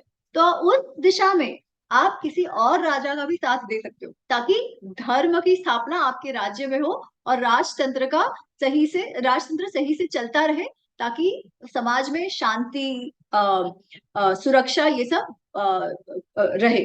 तो ये वो कहते हैं कि ये प्रजा का कर्तव्य है। इसी तरीके से राजा के क्या गुण होने चाहिए, एक नेता के क्या गुण होने चाहिए, वो भी बहुत ही विस्तार से इसमें बहुत ज्यादा। बताए हुए हैं। इसी तरीके से आप, मुझे ध्यान है जो वाल्मीकि रामायण है, उसमें भी जब राजा दशरथ जब प्रभु श्री राम को चुनते हैं, तो वो सभा जी। में पूछते हैं कि आपने श्री राम को, मैंने राम को चुना है, तो क्या गुण आप उनमें देखते हैं। तो उस समय मुझे लगता है कि जब मतदान के लिए जाएं, जब हाँ, करें, तो मेरे ख्याल से हर भारतवासी को एक बार वो पढ़ना चाहिए, वाल्मीकि रामायण में भी और यहाँ महाभारत में भी, कि नेता में क्या गुण होने क्या चाहिए। होना अमी चाहिए। जी, उसके बारे में भी थोड़ा सा बताइए तो कुछ। एक तो है कि राजा के खुद के गुण कैसे हो, है ना। उसमें भी सबसे बड़ी बात यह है कि गुणों के विषय में तो कहते हैं, इनफैक्ट ये बात जब युधिष्ठिर उनसे राजधर्म के बारे में पूछते हैं तभी भी कहते हैं भीष्म, जब उनके एक राजा का क्या गुण है उसके बारे में तभी कहते हैं, और वो जब ये पूछते हैं कि राजा का सबसे बड़ा प्रायोरिटी क्या होना चाहिए, तब भी ये बात भीष्म पितामह कहते हैं। वो कहते हैं आत्म पर जय, इंद्रियों पर जय, ये सबसे पहली बात है। अगर एक राजा अपने इंद्रियों का दास हो, if he is enslaved by his senses, तो वो कोई निर्णय सही से ले ही नहीं पाएगा ना, ऑब्जेक्टिवली कोई भी निर्णय ले ही नहीं पाएगा। इसीलिए सबसे पहला गुण एक राजा में वो होना चाहिए कि वो जितेंद्रिय हो, अपने इंद्रियों पर जिसने विजय हासिल करी हो, जिसके कारण जो भी निर्णय है, अभी आप देखिए वो कह रहे हैं कि जो नागरिक है उनका कर्तव्य है कि एक अच्छे राजा को आप नियुक्त करो, और फिर उस पर विश्वास रखो, उसके रूल्स रेगुलेशंस को मानो। वो विश्वास कब आएगा, जब उनको ये पूर्णतः विश्वास हो कि भाई राजा जो है वो हमेशा हमारे ही बारे में सोचते हैं, प्रजा सर्वोपरि, इस भाव से चलते हैं। ये कब होगा, जब राजा अपने सेंसेस, अपने इंद्रियों पर अच्छे से कंट्रोल पाया होगा उसने। तो सबसे पहली बात वो है। उसके अलावा तो जो है ही, उसके अलावा मैं जो बहुत सारे हैं, मैं कुछ कुछ इंटरेस्टिंग इसकी बात करती हूँ। वो कहते हैं कि राजा को हमेशा ही दया दिखानी चाहिए, नहीं दिखानी चाहिए, है ना। ना ही अत्यंत कड़क होके रहना चाहिए। एक राजा को बहुत अप्रोचेबल होना चाहिए, पर ऐसा नहीं होना चाहिए कि लोगों को लगे कि इनके सामने तो कुछ भी चलता है। ऐसा नहीं होना चाहिए। उनको प्यार भी देना चाहिए लोगों को, और अपना गुस्सा भी दिखाना चाहिए, जैसे सही हो, जैसी आवश्यकता हो, है ना। कोई भी आपको ग्रांटेड ले ले, ऐसा नहीं होना चाहिए। ये बात वो बहुत क्लियरली कहते हैं। इसलिए एक राजा को वो कहते हैं कि कैसा होना चाहिए कि जब आवश्यकता हो तब अत्यंत कठोर भी होना चाहिए, जब आवश्यकता हो तब अत्यंत मृदु भी होना चाहिए। तो और उसके बीच में रहना चाहिए। तो जैसे जिस जिस समय आवश्यकता हो, एक राजा में ये गुण होना चाहिए कि वो परिस्थिति अनुसार अपने व्यवहार और अपने भाव को बदल सके। तीसरी बात वो कहते हैं कि किसी पर मतलब किसी पर भी बिना जांच किए विश्वास नहीं करना चाहिए। फिर वो आपके कितने ही करीबी क्यों ना हो, आपको सबकी जांच तो कर ही लेनी चाहिए। और उसके बाद भी आपके मन के जो भाव है वो कभी भी आपके चेहरे पर नहीं आने चाहिए। मन में जो चल रहा है वो मन में रहे। जिनके साथ चर्चा करनी चाहिए उनके साथ आप चर्चा करो। और मुझे ये बात बहुत अच्छी लगती है, क्योंकि आप देखो जो पिछले 10 10 वर्ष में एक जो बड़ा बदलाव अगर आया है तो वो ये है कि जो सत्ता के कॉरिडोर्स में जो दलाल होते थे उनको इन्फॉर्मेशन मिलना बंद हो गई। है ना ये, कि मीडिया को सबसे बड़ा प्रॉब्लम क्या है आज के शासन वालों से, कि उनको कोई इन्फॉर्मेशन ही नहीं मिलती। निर्णय सही लिया या गलत लिया वो जाने दीजिए, पर जो पहले ही पता चल जाता था, जो लीकेज होती थी इन्फॉर्मेशन की, जो वो कुछ नहीं हो रहा अभी, है ना। और ये बहुत ही आवश्यक है एक राजा में, कि अपने जो निर्णय है वो जब सही समय हो तभी ही बताए लोगों को, उसके पहले नहीं। जब कार्य हो जाए उसके बाद लोगों को पता चले। तो ये भी एक बहुत ही महत्वपूर्ण कार्य है। दूसरा, इंटरनल एंड एक्सटर्नल सिक्योरिटी, इन सब की समझ एक राजा को होनी ही चाहिए। साथ में फिनेंस का नॉलेज एक राजा को होना चाहिए, क्योंकि वो कहते हैं कि जो भी आपके पास कोषाध्यक्ष वगैरह आते हैं, तो आपको आपकी जो ट्रेजरी है ना उस पर तो आपको ही ध्यान रखना चाहिए, किसी और पे छोड़ दो ऐसा नहीं हो सकता। तो ऐसे बहुत सारे हैं जो गुण, जो एक्सटर्नल गुण थी उसकी बात कर रही हूँ। इंटरनल तो सबसे बड़ा इंद्रिय जय है, और केवल दिखावे के लिए नहीं, जब आप अपने जीवन में वो जियोगे तभी आप बाहर भी लोगों के साथ ऐसा जी पाओगे। तो बहुत ही विस्तृत है, जैसे आपने कहा, ये गुणों की बात तो बहुत सारी जगहों पर आती है एंड कंप्लीटली पढ़ने जैसा है। पर एक बात मैं अवश्य कहूंगी कि उसमें राजा के नहीं पर मंत्रियों के गुण कैसे हो और ये सब भी है। और एक बात उसमें वो लिखते हैं कि आप जानपद, कि आपके जनपद का हो। जब आप मिनिस्टर को नियुक्त करते हो तो आपके जनपद का हो, किसी फॉरेनर को नियुक्त करते हो ऐसा नहीं होना चाहिए। एक्चुअली आप देखिए, जो भी भीष्म कह रहे हैं वो आज के दिन भी उतना ही रेलेवेंट है। I mean for that matter, मैंने लिए ही वो बातें हैं जो मुझे लगा कि आज भी उतनी ही प्रासंगिक है। बहुत सारा उसमें और भी है जो मुझे लगा कदाचित आज के परिप्रेक्ष्य में नहीं जचता, या फिर कभी उस पर बात की जाती है। तो अभी का फोकस ही मेरा ये रहा है कि आज भी वो उतना ही रेलेवेंट है। और आप जब पढ़ो तो आप उसे कनेक्ट कर सकते हो कि इनके बारे में भी अप्लाई होता है। एक प्रश्न और पूछूंगी, उसके बाद मुझे लगता है श्रोता भी बहुत से प्रश्न पूछना चाहेंगे। एक बिंदु और जो मुझे अच्छा लगा था, कई बार हम ये चीज बात करते हैं कि पुरुषार्थ और भाग्य जी। कौन सा ज्यादा इम्पोर्टेंट है, हमारा हमारा हार्डवर्क या हमारा फॉर्च्यून, हाँ, कौन सा ज्यादा इम्पोर्टेंट है? इसके बारे में जो चैप्टर आपने लिखा है उस पर बताइए। ये बात भी युधिष्ठिर जो है ये पूछते हैं भीष्म से कि क्या होना चाहिए। इनफैक्ट भीष्म ने ये बहुत बार, शुरुआत में भी भीष्म पितामह ये कहते हैं कि एक राजा को पुरुषार्थ तो करते ही रहना चाहिए। There is no substitute to hard work, there is no substitute to enterprise, उसे वो करते ही रहना चाहिए। फिर जब भाग्य और पुरुषार्थ की बात जब युधिष्ठिर पूछते हैं तो भीष्म कहते हैं दोनों ही, कोई भी कार्य की सिद्धि असिद्धि में दोनों ही प्रश्न आते हैं कि दोनों का ही रोल है, भाग्य का भी रोल है और पुरुषार्थ का भी रोल है। परंतु भाग्य क्या होगा ये तो आपको पता ही नहीं चल सकता, आप तो केवल पुरुषार्थ ही कर सकते हो, है ना। तो जब तक पुरुषार्थ नहीं करोगे तो भाग्य क्या होगा नहीं होगा ये तो आपको पता ही नहीं चलेगा। और वो उसमें एक एग्जाम्पल देते हैं कि पुरुषार्थ ऐसा है कि आप जमीन, आपको जब खेती आप करते हैं, हम जब खेती करते हैं तो हमको बीज की भी आवश्यकता है, और हमको खेत को सही से, वो जो जमीन को तैयार करने की, सॉइल की, उसकी भी आवश्यकता है। अगर बीज है पर अगर सॉइल नहीं है, पानी नहीं है, तो क्या वो बीज अंकुरित होगा? बिल्कुल नहीं होगा। परंतु और अगर हमने अच्छे से वो खेती के लिए सब तैयार कर दिया है पर उसमें बीज ही ना हो, तो भी अंकुरित नहीं होगा। तो भाग्य और पुरुषार्थ का ये नाता है, परंतु पुरुष भाग्य हमारे हाथ में ही नहीं है, इसीलिए उसके विचार ना करके मनुष्य को पुरुषार्थ तो करते ही रहना चाहिए। ये बात इवेंचुअली भीष्म कहते हैं। आपने अभी अभी कहा कि बस 2 मिनट पहले कहा दैट राजा को जब वो अपने आसपास के अध्यक्ष चुने तो वो अपने आसपास से चुनने चाहिए, नॉट अ फॉरेनर, जनपद में जो तो जिसका जन्म हुआ हो। is there not a dichotomy between that and the genuine merit of a human being? So मैं सवाल को आगे ले जा रही हूँ। हम तो आर्ग्यू कर सकते हैं that there is a dichotomy. The question here is Mahabharat में क्या लिखा है इसके विषय में? महाभारत में they are very clear, as in one of the qualities required or one of the things to definitely look for is कि that person is born in your जनपद, because loyalty का सवाल आ जाता, ठीक है। And are we is there a question that आपके जनपद में ऐसा कोई भी नहीं है जो उस उसमें वो गुण हो कि वो मिनिस्टर बन सके? अगर ऐसा है कि भाई कोई है ही नहीं, आपकी बहुत स्पेसिफिक रिक्वायरमेंट है और कोई है ही नहीं, तो of course you will choose from what ever, because last में इट्स ऐसा नहीं है कि दिस इज अ गाइडेंस, ठीक है, this is a guidance provided. As far as possible take somebody who is from your janpad, because at least the loyalty is less in question versus the other. Correct, that is the idea. But of course it's not as if this is written in stone. अभी कोई है ही नहीं, then you might as well have somebody who can bring that. पर उस case में भी आप loyalty test अवश्य करिए। वो लॉयल्टी टेस्ट तो हर केस में बोल रहे हैं कि आप जनपद से करो या ना करो, वो हर हर चीज में है, but as far as possible keep somebody who is from your जनपद। हेलो, पहले तो मैं आपको बहुत ज़्यादा मैं थैंक यू बोलना चाहती हूँ कि हमारी जो करंट जनरेशन जो अभी है वो बहुत ज़्यादा अब चीज़ों को पढ़ने और समझने लग गई है।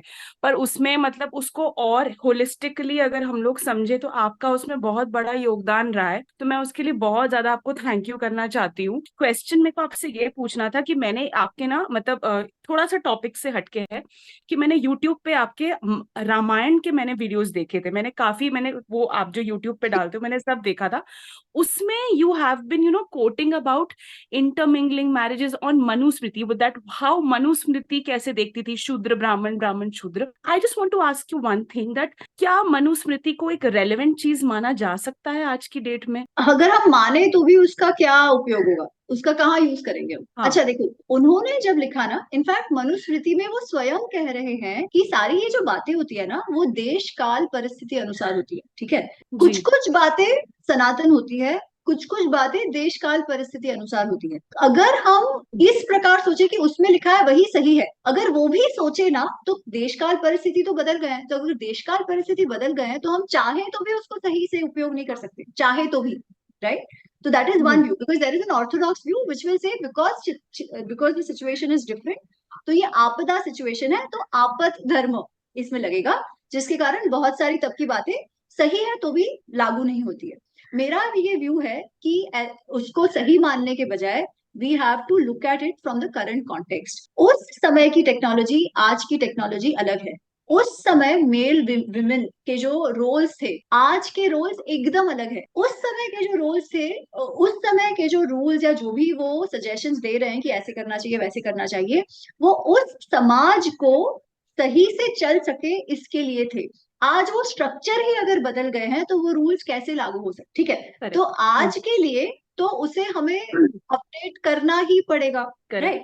तो इसमें दो बातें हैं, तो क्या वो वैसे का वैसा आज लागू हो सकता है? नहीं। क्या उसमें सब कुछ ऐसा है जो छोड़ देने जैसा है? नहीं, उसमें बहुत सारी ऐसी भी बातें हैं जो एक्चुअली बहुत प्रासंगिक है और आज के लिए भी सही है, ठीक है।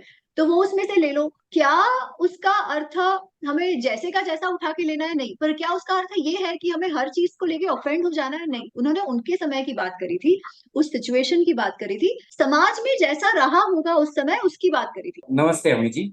नमस्ते। जय श्री राम। जय श्री मेरा ये प्रश्न था कि क्या जैसे महाभारत में हम सुनते हैं कि नकुल या सहदेव दोनों में से एक को एक विजन रहता था, दृष्टा रहते थे कि भविष्य में क्या होने वाला है। ये सब कही सुनी बातें हैं। सहदेव जो है वो विद्वान है, नो डाउट, पर ये जो कहानियां है ना कि उनको ये ज्ञान मिलने के लिए कुछ कुछ लोग कहते हैं कि उन्होंने पांडु ने अपने उनका दिमाग उनको खिला दिया, और ऐसा सब तो कुछ भी नहीं है। ये सब तो हाई लेवल बकवास है, किसी फर्टाइल ब्रेन का फर्टाइल इमेजिनेशन है सेंसेशनलाइज करने को, ऐसा कुछ भी नहीं है। ना ही ऐसा कुछ है कि सहदेव को सब मालूम था और वो बता नहीं रहा था, नहीं, ऐसा भी कुछ नहीं। तो क्या आप बता सकते हैं कि ये कहाँ से आया, उसका स्रोत क्या है? पहली पुस्तक में मेरा जो उद्देश्य था वो यही था कि जो भ्रांतियां हैं वो टूटे। बट ऐसा है ना कि आजकल सेंसेशनलाइज करने के लिए लोग कुछ भी बोलते हैं, ठीक है। कहीं किसी ने कुछ कहा, वो लेके जाते हैं, और ऐसे लोगों की रील्स भी 15 लाख और 20 लाख में जाती है, क्योंकि लोगों को अच्छा लगता है ना ऐसी ऐसी बातें सुनना। तो क्या कर सकते हैं, फिर वो फैलती है। बट ठीक है, सत्यमेव जयते, जो सही है वो तो होगा। जो इतिहास के तौर पे आप देखो तो वो वैसे ही होगा, क्योंकि कोई इतना बेवकूफ तो नहीं है ना जो जानबूझ के अपने पूरे परिवार का ध्वंस करवाने जा रहा है। सब पहले का मालूम है फिर भी। तो इतने बेवकूफ तो नहीं थे हमारे एंसेस्टर्स, इतना तो विश्वास हमें रखना ही पड़ेगा। कहाँ से आता है इसका, ये है कि हमारे यहाँ फ्रीडम ऑफ एक्सप्रेशन है हर चीज का, तो होता है, ठीक है, डजेंट मैटर। माई ओनली ये कि आप हम अपने आप को भी जाने, दैट्स इट। नमस्ते अमी दीदी। मैं 3 पॉइंट्स में अपनी बात रखना चाहता हूँ कि ज्यादातर हम लोग ये कहते हैं कि दुनिया में कितनी भी समस्या है उसका समाधान जो है धर्म में है। तो अगर आपके पास धर्म का ज्ञान है तो आप ज्यादातर समस्याओं का जो है समाधान पा सकते हैं। तो एक तो कमेंट है मेरा कि मैं जो भी अगर कोई इंटेलेक्चुअल पर्सन सुन रहा हो, किस तरह से हम त्रुटिहीन अपने ग्रंथों को पाठ्य पुस्तकों में ऐड करें जिससे कि बच्चों को बचपन से ही ज्ञान मिले, पहली चीज। दूसरी चीज, महाभारत के युद्ध और ये जो टीचिंग है इनसे हमको ये समझ में आता है कि जो युद्ध हो रहा था या जो बातें हो रही थी या जो वार्तालाप हो रहे थे वो उनके बीच में हो रहे थे जो नैतिकता और अनैतिकता के बीच का भेद समझते। तो आज के परिवेश में जो ये हमारे शत्रु हैं जो बिना किसी नीति के कब्जा करना चाहते हैं, तो क्या हम अदीदी की पुस्तक से जो हमारा समाज शत्रुबोध विहीन हो चुका है उसके लिए दीदी की पुस्तक में या महाभारत में की टीचिंग में क्या है, और आगे हम इसको मतलब किस दिशा में ले जा सकते हैं जिससे कि हम उनको काउंटर कर सकें? आप जितना इसको सिंप्लीफाई कर रहे हैं ना कि एक जानने वाले हैं एक मानने वाले हैं, और आपको लग रहा है कि जानने वालों को सब कुछ पता है, ऐसा कुछ भी नहीं है। हमारे जानने वालों में से ही आधे लोगों को कुछ नहीं पता, ना शत्रु बोध है, ना स्वयं बोध है, ना कुछ है, ठीक है। और उसमें भी बहुत सारे आंख बंद करके मानने वाले भी हैं जिनको वो मानते हो, इसीलिए तो हमारे अंदर अंदर इतनी लड़ाइयां भी हो रही है ना। इसलिए ये इतना सिंपल नहीं है। शत्रु केवल बाहर नहीं है, अपने अंदर भी है, अच्छे खासे हैं। तो सबसे पहले तो हमें अपना ज्ञान वर्धन करना ही होगा। हमको लगता है हमको हमारा इतिहास वगैरह पता है, जो नहीं पता है तो सबसे पहले उससे तो शुरुआत करें। और दूसरी बात, जो दोनों विदुर और भीष्म कहते हैं इसमें, कि जो जैसा हो ना उसके साथ फिर वैसा ही वर्तन करना पड़ता है। अब जो अधर्मी होगा उसके साथ आप धर्म तो नहीं कर सकते ना, और ये बात समझना अपने लिए अत्यंत आवश्यक है। धर्म का अर्थ क्या, यही बात हमें समझना अत्यंत आवश्यक है। और ये कब समझेंगे, जब हम सही दृष्टि से हमारे शास्त्रों को पढ़ेंगे, केवल एक्सटर्नलाइज करके नहीं, ठीक है। इसीलिए एक तो है कि इंफॉर्मेशन होना, और दूसरा है सही दृष्टि से उस इंफॉर्मेशन को पाने का प्रयत्न करना। इसका अर्थ क्या, कि हम जब महाभारत रामायण पढ़ते हैं ना, तो अधिकतर, मैं आपको पर्सनली नहीं कह रही हूँ, पर ये अधिकतर लोग कैसे कहते हैं, अरे श्री कृष्ण ने किया वो सही किया या गलत किया, अरे उसके साथ बहुत गलत हुआ, इसने तो ऐसे कर दिया, मेरे को तो कर्ण ही मेरा फेवरेट हीरो है, कोई कुछ भी बोले, इसने इसने क्या धर्म किया। हम हमेशा ना एक्सटर्नलाइज करते हैं चीजों को, जैसे वो वहां पे और लोग, और हम बैठ के उनपे जजमेंट्स पास कर रहे हैं कि कौन सही कौन गलत, ठीक है। इतिहास वैसे पढ़ने के लिए नहीं है, वैसा भी करो, नो वरीज। इतिहास इसके लिए है कि हम उस पोजीशन में होते तो हम कैसे निर्णय लेते, या हमें कैसे निर्णय लेने चाहिए उस परिस्थिति में, हर एक परिस्थिति को समझकर। और उसमें भी सबसे बड़ा उद्देश्य क्या है, क्या किसी एक जन के साथ न्याय अन्याय, या समाज के साथ न्याय अन्याय। जब हम हमारी दृष्टि को उतनी व्यापक नहीं बनाएंगे, तो टेक्स्ट बुक में हो, ये हो वो हो, उन सब में हम फिर जो आजकल हो गया ना कि महाभारत और रामायण में हमें भी हम केवल आइडेंटिटीज ढूंढते हैं, रामायण में हम आर्यन द्रविडियन ढूंढते हैं। तो ये ऐसा हो जाएगा जब तक वो दृष्टि सही से नहीं होगी। और दृष्टि कैसे सही से होगी, जब हम उस विषय में चर्चाएं करेंगे, उस प्रकार की पुस्तकें पढ़ेंगे, केवल फिक्शन नहीं पढ़ेंगे। फिक्शन में क्या होता है, हमेशा वो विक्टिमहुड नैरेटिव, हमेशा ये हमेशा ऐसा कुछ कुछ आ जाता है, क्योंकि उनको मसाला डालना है, और हम उससे बहुत ज्यादा अटैच हो जाते हैं। आज आप देखिए, मैं जब रामायण महाभारत की बात करती हूँ तो मैं तो केवल जो है उसके विषय में बात करती हूँ, ठीक है, कि वेदव्यास जी ने जो कहा, पर आप मेरे कितने सारे कमेंट्स देखना उस पे, और ये कोई मुझे वो मानने वालों से नहीं आते, जो आप जानने वाले जिनको बोल रहे हो ना उसी में से आते हैं। और वो भी एंटी हिंदू लोग नहीं होते, वो हार्डकोर अच्छे से हिंदुत्व वाले लोग होते हैं, जो कहते हैं अरे इसको तो द्वेष है कर्ण से, ये तो हिंदुइज्म के अगेंस्ट बात कर रही है क्योंकि वो रावण को बुरा बोल रही है। हम अलग अलग कैरेक्टर्स को में इतने अटैच हो गए हैं कि हम उनको भी ऑब्जेक्टिवली नहीं देख पा रहे। हम उसमें भी ये नहीं समझ पा रहे कि भाई श्री राम क्यों गए रावण को मारने, अगर रावण इतना बड़ा महान मनुष्य था तो कुछ तो होगा ना। पर हम उसे भी नहीं मान पा रहे, हम उसमें भी अटक के रह जाते हैं। इसलिए सबसे पहले तो हमें सत्य को जानना होगा और सही दृष्टि से जानना होगा, जिसके लिए मन खोलने की आवश्यकता है, जिसके लिए स्वयंबोध शत्रुबोध सबकी आवश्यकता है। धीरे धीरे धीरे क्यों ना सही होगा अवश्य, ये मुझे पूरा विश्वास है। नमस्ते अमी जी, नमस्ते रुचि जी। मेरा प्रश्न आपसे ये था अमी जी कि जैसे अभी दुनिया में सबसे बड़ी आपदा अपन कहेंगे कि क्लाइमेट चेंज की, ग्लोबल वार्मिंग की एक प्रॉब्लम है। तो मैं आपसे जानना चाहूँगा कि क्या रामायण में और महाभारत में इस प्रकृति के ऊपर, एनवायरमेंटल कंजर्वेशन के ऊपर कुछ वर्णन है, कुछ बताया है? जैसे मुझे मालूम है कि अर्थशास्त्र में चाणक्य ने इसके बारे में विस्तार से बात करी है। तो मैं आपसे जानना चाह रहा था कि रामायण और महाभारत में भी इसका कुछ वर्णन है? उसमें डायरेक्ट क्लाइमेट चेंज ऐसा वर्णन नहीं है, पर जैसे अर्थशास्त्र में वो कहते हैं, अर्थशास्त्र कहता है ना वो पॉलिसी लेवल पे और डिटेल में है, ये जी हाई लेवल पे है। पर जी आप इसमें ना क्लाइमेट चेंज, आप कोई भी इशू देखिए, हम उसको सिर्फ एक्सटर्नल इससे देखते हैं। आज हम क्लाइमेट चेंज की बात करें, what is the core issue which is leading to this problem, what is that? humans not respecting the environment probably. That is one thing, but the Yeah, other is extreme consumerism, right? right. Why are we using so many resources? Extreme Yeah. consumerism. Why is that happening? क्योंकि हमारा सबसे पहली बात जो बता रहा है ना वो कि इंद्रिय जय वो ही नहीं है। हम लोग Right. को इंडल्ज करते रहना है, सेंशुअल ग्रेटिफिकेशन में रहना है पूरा टाइम। Mm. अच्छा, उसमें भी ऐसा नहीं है कि हमें कोई कंफर्ट नहीं होने चाहिए, ऑफ कोर्स कंफर्ट हो, है ना। घर में 2 कार है तो भी कंफर्ट हो, 10 कार में कंफर्ट बढ़ने वाला नहीं है, पर क्योंकि Correct. उसके घर में 10 कार है इसलिए मेरे को 11 कार चाहिए। जी दिस जी। राइट, जो दुनिया भर में होते जा रहा है, दुनिया हम्म। भर का ये इशू हो गया है कि भाई सबसे जो ना चकाचौंध पूरा टाइम हो, कैसे जी। आप ये करोगे, तो उसके लिए फिर you they we are going on exploiting the resources.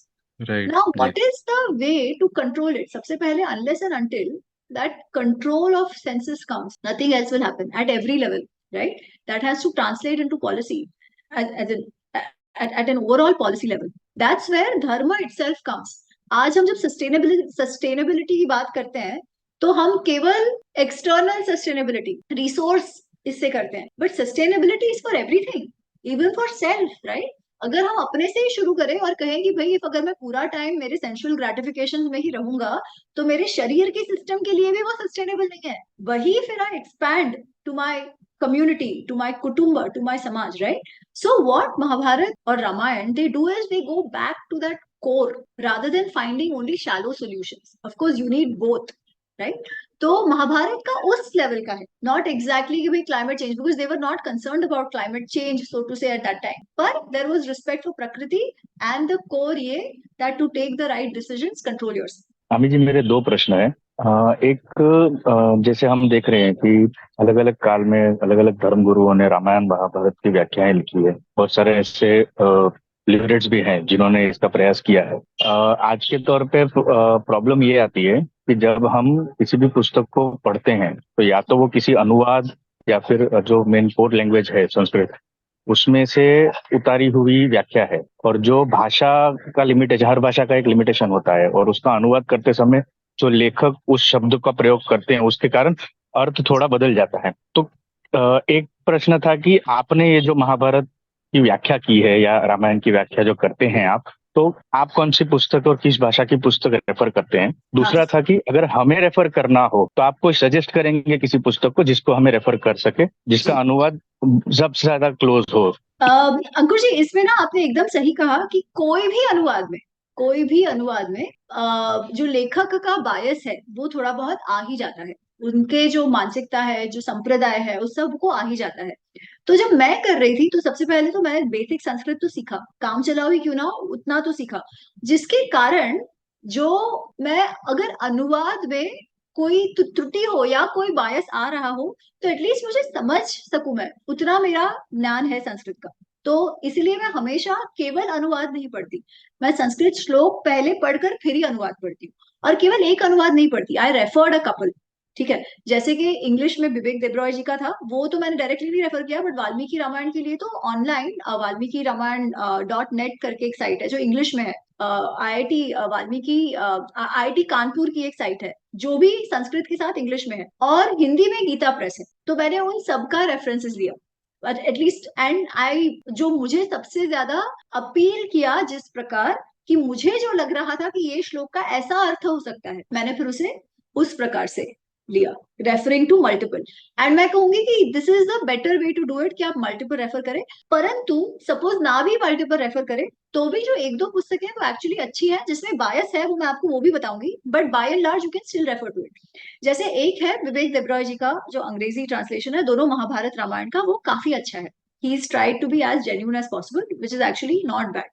एक आध दो चीजें इधर उधर है, बट अगर होगी तो भी उसमें अलग अलग लोग अलग अलग मंतव्य दे सकते हैं। तो फिर भी बाय एंड लार्ज जो कथा है ना वो कंसिस्टेंट है और अच्छी है। लाइकवाइज गीता प्रेस में भी जो कथा है वो कंसिस्टेंट और अच्छी है, दोनों महाभारत रामायण के लिए।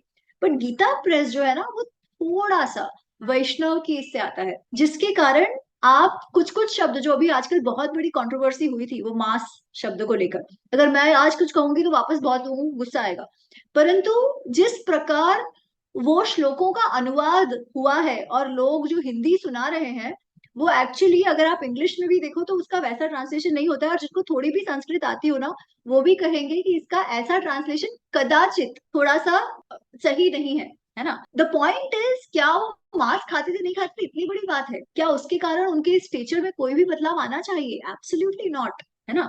वो बात ही महत्वपूर्ण नहीं है।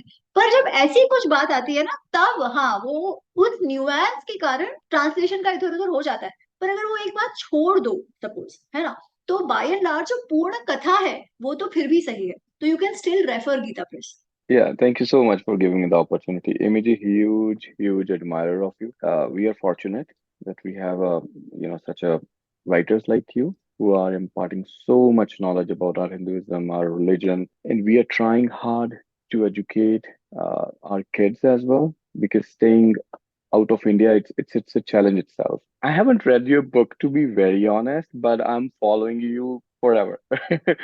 And my burning question, which came to my mind because I was having a discussion with someone about Ekalavya's Angutha thumb sacrifice. To me, I don't remember where did I read that version, but it says that it was a symbolic. It wasn't the real that his thumb was chopped. No, it is very much the thumb was chopped. Also, I would say if Okay. you don't want to read the whole volumes of Mahabharata Ramayana, you can actually read my books. You will get a good idea for it because it is based on that. So Definitely. do read it I because have. some of these questions will get resolved then. So is it symbolic? No, not at all. Was the thumb taken? Definitely. Did he have the prerogative as a guru to not teach Eklavya? Of course. आज अगर आप अपने बच्चों को किसी school में लेके जाओ तो कंपलसरी है क्या वो स्कूल आपको एडमिशन दे? It could whatever be the reason, है ना। परंतु personally, do I think it was a harsh punishment to take away the thumb? I personally think so. That's my personal view. ठीक है, but does that mean it is a caste injustice? No. No. Because ऐसा होता तो कोई भी निषाद कभी warfare सीख ही नहीं पाता. That was never the case. Ekalavya fought on the side of Ekalavya fought with Dwarka on the side of after Magad के जो जरासंध है उनके मृत्यु के बाद. He was a great warrior. He participates in Rajasuya Yagna as well, and not just him. There are many such nishad communities who do, right? So reducing it to a caste issue, not correct. But was it symbolic? No. Did Dronacharya have the right to say no to a student? Definitely he did. Personally, was it a punishment that was harsh? I think it was a harsh punishment. So that's how I see this episode. मेरा सवाल आज ये था कि ये वाली जो latest पुस्तक आपने रिलीज की है, धार्मिक discourses Mahabharata unravelled, most of these discourses right are इस दृष्टिकोण से लिखी जाती है कि भाई राजा को कैसे होना चाहिए, मंत्रियों को कैसा होना चाहिए, राज्य कैसे चलाना चाहिए। सो आम इंसान जब ये पुस्तकें पढ़ता है, आपके हिसाब से उसको किस तरीके से इन पुस्तकों का ज्ञान को ग्रहण करना चाहिए? Replace the Raja with a leader. See, at the end of the day, राजा क्या करता है? डिसीजंस लेता है, बिल्कुल, राइट? तो चलो आपको कदाचित टैक्सेशन वाला भाग is not relevant, but if you Right. are working in an organization, then what kind of people should you have around you? What kind of people should you trust or not trust, right? How should you take decisions for your organization? Okay. If you are a leader, how should you ensure or take care of your own people? ये सब Okay. भी तो उसमें है. तो this उसमें is for a raja, yes, but it has lessons for anybody who's taking decisions. Right. Anybody, and we are all frankly taking decisions, Decisions right? at our levels. Every level. मैं नासिक से हूँ, तो जय सिया राम आपको।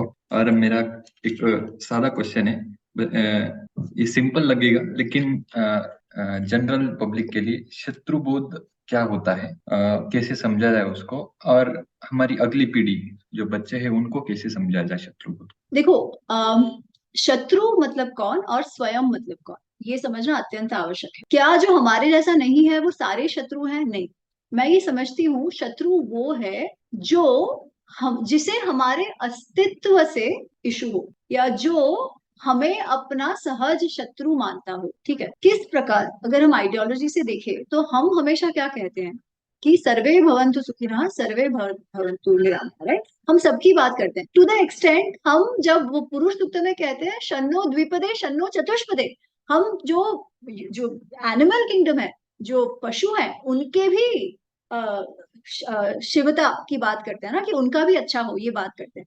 और हम ये भी कहते हैं कि जितने भी रास्ते हैं वो सब इवेंचुअली भगवान तक जानते हैं। परंतु अगर ऐसा कोई विचार हो जो कहता है कि आप अपने विचारों के साथ जी ही नहीं सकते, या तो आप हमारे विचार मानो या तो आप मर जाओ, जो हमारे अस्तित्व को खत्म करने पे तुले हो, वो तो शत्रु हुए, राइट? और वो भाषा कोई भी बोले, वो जो विचार है ना, that is the shatru. It is not individual person, but it is the vichar, it is the मान्यता which is the shatru. Because जो लोग उसे मानेंगे और उस पे वैसा व्यवहार करने लगेंगे, that is a problem. So the vichar itself is the shatru.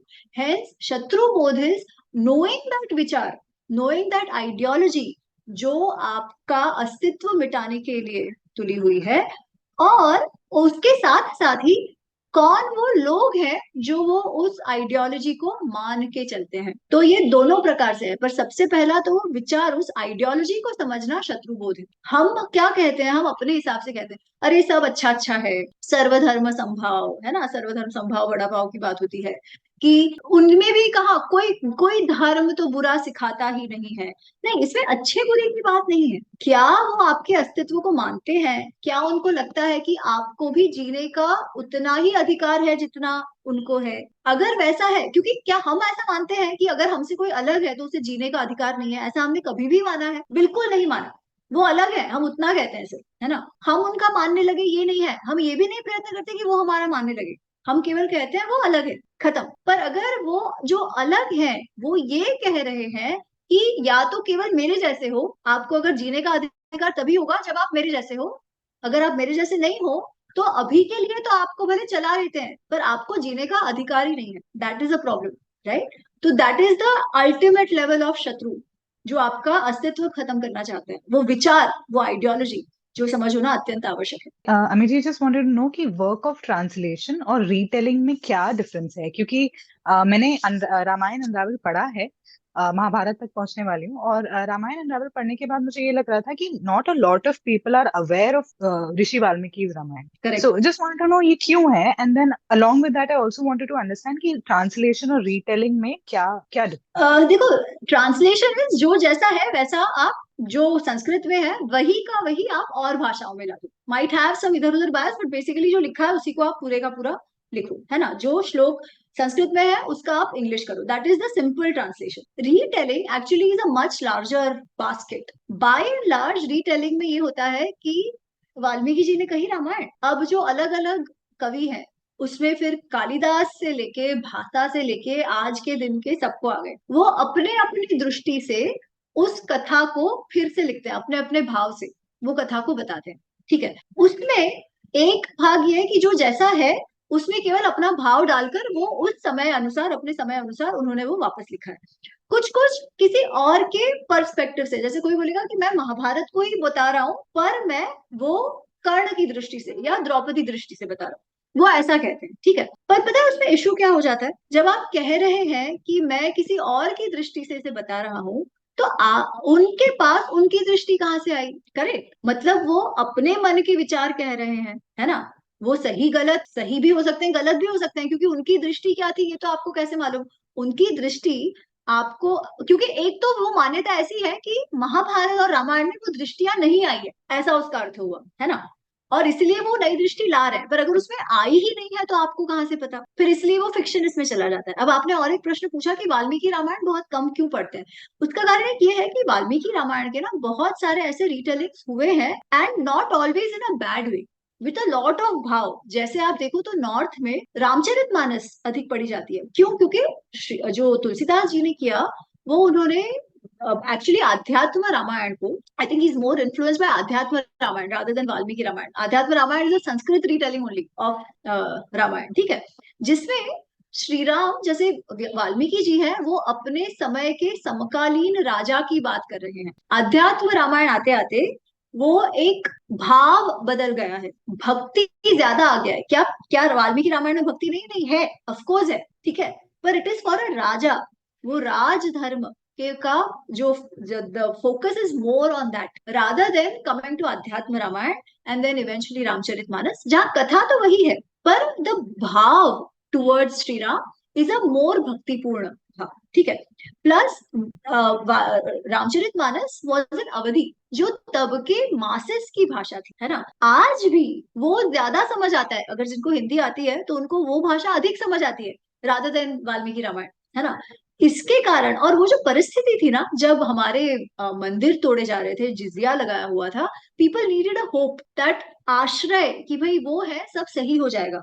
सो तुलसीदास जी ने एक बहुत बड़ा कार्य किया समाज के लिए उस समय, और आज भी करते आ रहे, ठीक है। और यही बात अगर आप देखो तो साउथ में Kamba Ramayana is very famous, Bengal side Krittivas Ramayana is more famous than Valmiki Ramayana, क्योंकि श्री राम की कथा ऐसी है ना जो, जिसमें सब अपने आप को देखते हैं, उनके जीवन में संघर्ष है, जो सबके जीवन में संघर्ष है। तो उनकी कथा हर एक भाषा में किसी ना किसी कवि ने अत्यंत भावपूर्ण तरीके से लिखी है, और उन उन प्रांतों में वो लोकल कथा ज्यादा प्रचलित है। नाउ दैट सेड, उस भाव से everything is perfectly okay, they are all retelling, ठीक है। But when it comes to history और इतिहास, and when it comes to narrative, basically concocted or false narrative which are spread in the society based on some of these retellings, actually not these retellings, ये जो कवियों ने लिखा ना वो तो बहुत अच्छे भाव से लिखा, बट एक ऐसा हो गया उसके कारण कि कोई भी अपना लिख सकता है, कोई भी अपना रिटेलिंग कर सकता है ना। तो फिर उस रिटेलिंग में where do you stop, where do you draw the line? फिर रिटेलिंग में ये भी आ जाता है कि भाई एक्चुअली मैं रावण की दृष्टि से लिखूं तो रावण तो बहुत अच्छा है, पर ये तो आर्यन द्रविडियन इशू है, where do you stop? That is also in a way valid retelling, right. So as readers and as Sanatanis हमको वो लाइन ड्रॉ करनी पड़ेगी कि कहाँ तक हम उसे मान्य रखें और आत्मसात करें, और कहाँ पर कहे नहीं अब ये प्रोपेगेंडा हो रहा है, here we need to put our foot down. Now to deal with the propaganda or a narrative, you need to go back to इतिहास, which is वाल्मीकि रामायण। तो अगर वाल्मीकि रामायण और उसकी कोई भी रीटेलिंग में अगर फर्क है, सेम इंसिडेंट का, ठीक है, अगर फर्क है तो आपको जो ओरिजिनल है उसी को लेना पड़ेगा ना, और ओरिजिनल तो वाल्मीकि रामायण ही है। अब ये मैं नहीं कह रही, ये जितने भी रीटेलिंग्स हुए हैं, जो लोग कहते हैं ना 300 रीटेलिंग्स तो anything and everything goes, no it doesn't, because those who have actually done a very भावपूर्ण रीटेलिंग, दे ऑल डू नमन टू वाल्मीकि जी। वो सभी मानते हैं कि जो सबसे पहले जो आदि कवि है वो तो वाल्मीकि जी ही है, और वाल्मीकि जी की रामायण ही है, ठीक है। तो should we then reject Ramcharitmanas, Kamba Ramayana, all that? Not at all. They are beautiful retellings and something that we need as a society, ठीक है। But are there retellings which we must put our foot down and say ये बकवास है? Yes, we should, right? And whenever it comes to historic issue, we refer back to Valmiki Ramayana. I hope it's clear.